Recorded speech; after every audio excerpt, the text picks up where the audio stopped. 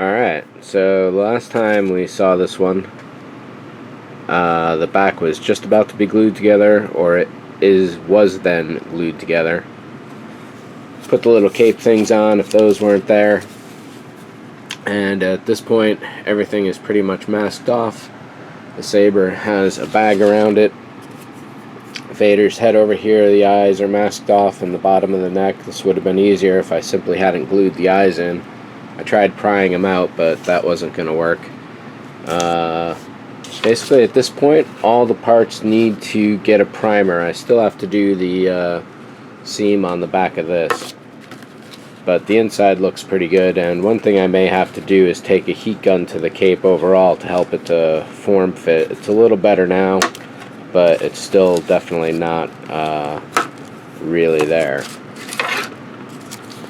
So overall, I've missed a lot of the construction on this model. Usually I'm much more diligent about getting the video done. I've had the flu all week, and it's just been barely enough to get any work done on this at all, much less videotape it.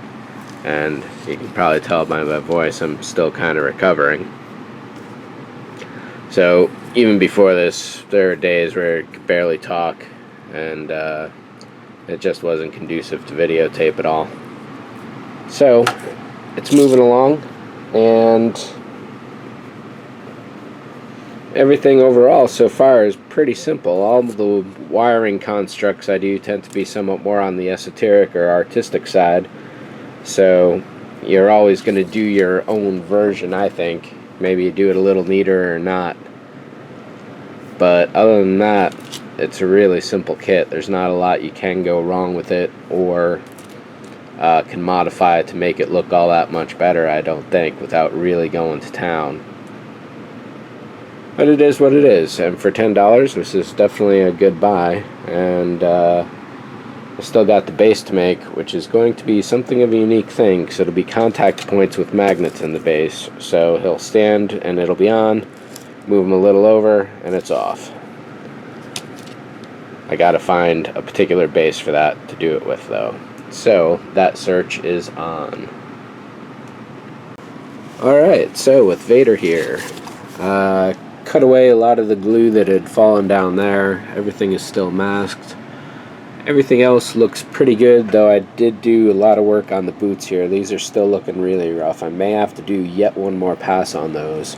I'm probably going to leave a dent right on the toe right there, but what the heck, I may as well fill it with a little super glue and baking soda. That is what I've done on all the other seams, including the one running down the hand right there. That had some really bad holes in it, and it looks like those two halves of the gloves did not quite line up, unfortunately. But I'm going to leave that. I'll shoot this with I should definitely file that down. So yeah, once that's filed down or cut away, and that as well. The back and lower of the arm go straight into the cape, so I'm not too worried about it, especially something like that there, because it's going to be hidden and unseen. The head itself could use a quick pass on the sanding. There's a little chip right there by my thumbnail, and there's a dent right in there if the light is going to pick it up on the upper dome. There's a little bit of something reflecting there on the lower helmet.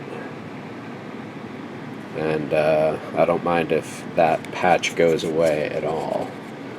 The face itself is looking pretty good. I may shoot the bottom or the back interior here with another pass, maybe sand down the neck a little more. I do think that there's a natural line that runs up the far end of his cheek triangle, so that kind of makes sense, but the probably the neck piece should go away, the neck hinge rather. I think that's pretty much it. I'm not going to paint this now simply because I got to do a lot of computer work, and I don't want to sit around for all this time, even if I am wearing a respirator. So I'll shoot this a little later, and that is that for that. Oh yeah, what I was going to do. Here is a quick look at how I'm going to paint this guy. Bam. I'm finally going to pull out some outlines for the first time ever. I'm really excited about this. So any of the silver metal on Vader there, it's probably going to go with standard aluminum. Looks pretty good right there, I think. And for his black metal, I'm thinking of going with, let's dust these covers off here. But definitely one of the dark metals here. Burnt iron could be good. Gunmetal could be a nice one. Gold titanium, no, obviously. 113 jet exhaust.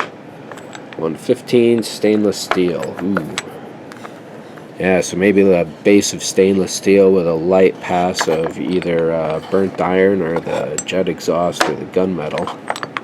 Definitely not the jet exhaust. I think we're going to stick with 120 gunmetal, burnt iron for 121, and stainless steel. Do I have a plain steel? Plain steel. So yeah, we're going to go with, well, that stainless steel does look good. I think that'll give it a really good shine.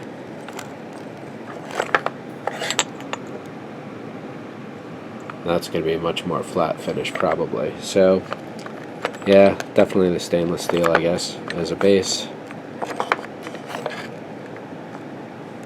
There's a little hint of copper in that. Is that the burnt iron?